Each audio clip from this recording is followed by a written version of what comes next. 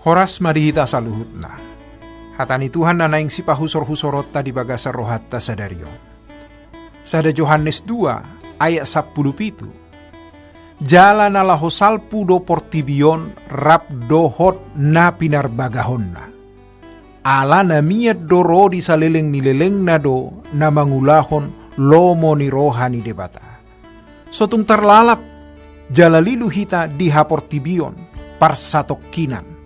Ala ni hamoraon hagabeon dohot hasangapon. Sudai nala hosal pudo. Tuhad do hasonangan. Jala hasangapon rodi saleleng nileleng na dihita akka naporsea. Martua ma akka halak naporsea tu ibadah. Dunia ini sedang lenyap dengan keinginannya. Tetapi orang-orang yang melakukan kehendak Allah tetap hidup selama-lamanya.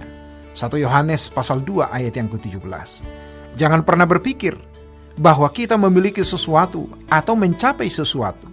Sebab kebahagiaan kita hanya Tuhan. Kehormatan dan kemuliaan kita hanya Tuhan. Selama kita bersama dengan Tuhan, itu cukup bagi kita. Kita tidak menantikan sesuatu yang dapat membahagiakan kita. Sukacita kita hanyalah ketika kita bisa membahagiakan hati Tuhan. Amin. Tuhan memberkati.